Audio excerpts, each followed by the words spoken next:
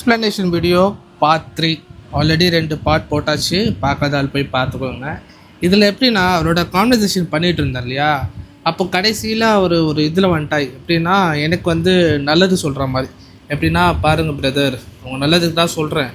நீங்கள் வந்து மக்களுக்காக பேசுகிறீங்க, நாளைக்கு உங்களுக்கு ஒரு பிரச்சனை வந்துச்சுன்னா அந்த மக்களே வந்து நிற்க மாட்டாங்க அப்படின்னு சொன்னார்.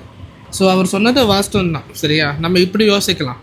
இப்போ எனக்கு ஒரு பிரச்சனைனா நாளைக்கு வேறு யாரும் வந்து நிற்க மாட்டாங்கன்னு சொல்லி நான் இது பண்ணாமல் இருந்தால் இந்த சர்க்கிள் இங்கே உடஞ்சிரும். இப்போ மற்றவங்க ஒரு பிரச்சனை நான் வந்து பேசுகிறேன், இப்போ எனக்காக பேசலைனாலும் வேற ஒருத்தர் என்னை பார்த்து ஃபாலோ பண்ணி அவனும் பேச ஆரம்பிப்பான். அது வந்து அப்படியே செயின் ரியாக்ஷன் மாதிரி ஒரு ஆரம்பம் நம்ம தான் ஆரம்பித்து வைக்கணும் இல்லையா? எனக்கு ஹெல்ப் பண்ணுறாங்களோ இல்லையோ, நான் இப்படி பேசுகிறதால என்னை வச்சு சாவடிச்சிருவாங்க அப்படி இப்படி நான் மிரட்டுறாங்க, பரவாயில்ல செத்துட்டு போகிறேன். ஏன்னா எல்லோரும் ஒரு நாள் சாவதானே போகிறோம். ஓகேயா? இப்போது எப்படின்னா மக்களுக்காக ஏதோ ஒன்று பண்ணி நான் செத்துட்டேன்னா என் பசங்க பெருமையாக சொல்லிப்பாங்க, எங்கள் அப்பா வந்து மக்களுக்காக பேசினாங்க, போட்டு தள்ளிட்டாரு அவரை அப்படின்னா பரவாயில்ல, அது நல்ல பேர்.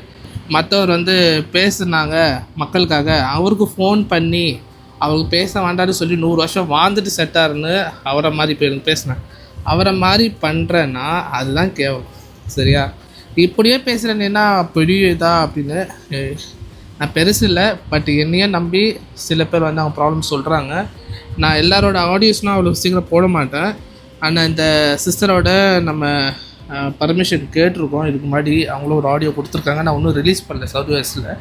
பட் நம்மக்கிட்ட அவங்க பேசுகிறது நீங்கள் கேளுங்க, உங்களுக்கு மனசு எப்படி இருக்கும். இதான் என்ன காண போறேன், இதுக்கு மேல எனக்கு ஒரு வாழ்க்கையே இல்லை. அதுக்கு என் வாழ்க்கை இல்லாம இருக்கிறது தான் நல்லது. யாருக்கும் தொந்தரவும் இல்லைன்னா புரியுதுங்களா? இதை மாதிரி உங்ககிட்ட ஒருத்தங்க அழுதுகிட்டு பேசினாங்கன்னா, அவங்க பிரச்சனையை சொன்னாங்கன்னா நீங்கள் கேட்டுக்கிட்டு சும்மா இருப்பீங்களா?